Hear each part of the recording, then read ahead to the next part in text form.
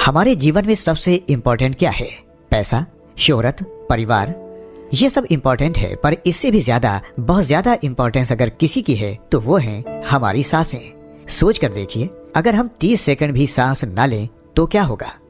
लेकिन इससे भी ज्यादा परेशानी की बात यह है कि हमारे जीवन में जो सबसे ज्यादा इम्पोर्टेंट है उसी के बारे में हमको सबसे कम जानकारी होती है ना? कितना स्ट्रेंज, सोच कर भी अजीब सा लगता है। आप सोच सकते हैं कि आखिर सांस में ऐसा होता ही क्या है जिसके बारे में जाना जाए। सांस आती है, जाती है, हमें महसूस होता है कि हम सांस ले रहे हैं। आखिर और क्या है सांस में? आखिर हम सांस के बारे में कुछ क्यों नहीं जानते? क्योंकि यही एक काम है जिसे करने के लिए हमें का इस्तेमाल किए बगैर सांस लेते हैं। ईश्वर ने सांस चलाने की जिम्मेदारी हमें नहीं दी। अगर सांस लेने का काम भी हमको ही करना होता तो आजकल की बिजी लाइफ स्टाइल में शायद हम ये भी कहते पाए जाते, यार मैं काम में इतना बिजी था कि सांस लेना ही भूल गया।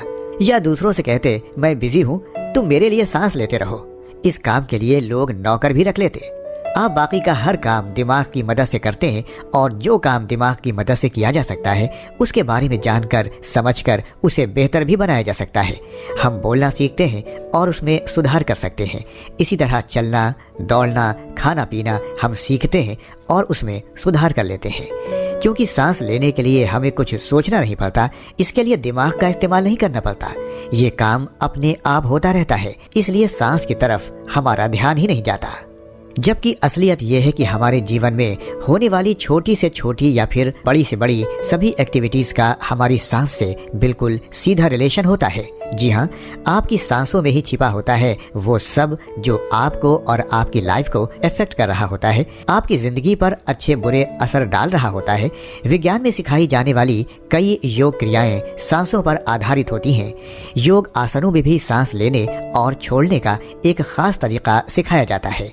सांसों में ऐसा क्या खास है कि योग विज्ञान ने इन्हें इतना महत्व दिया है? सांस वो धागा है जो आपको शरीर से बांध कर रखता है। अगर मैं आपकी सांसें ले लूं तो आप अपने शरीर से अलग हो जाएंगे।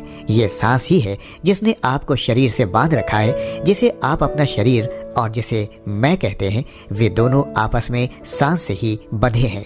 ये सांस ही आपके कई रूपों को तय करती है। जब आप विचारों और भावनाओं के विभिन्न स्तरों से गुजरते हैं तो आप अलग अलग तरह से सांस लेते हैं। आप शांत हैं तो एक तरह से सांस लेते हैं, आप खुश हैं तो आप दूसरी तरह से सांस लेते हैं, आप दुखी हैं तो आप अलग तरह से सांस लेते हैं। क्या आपने ये महसूस किया है? इसके ठीक उल्टा है प्राणायाम और क्रिया का विज्ञान, जिसमें एक खास तरह से सचेतन होकर सांस ली जाती है।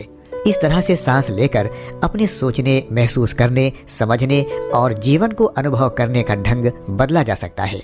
शरीर और मन के साथ कुछ दूसरे काम करने के लिए इन सांसों को एक यंत्र के रूप में कई तरह से इस्तेमाल किया जा सकता है।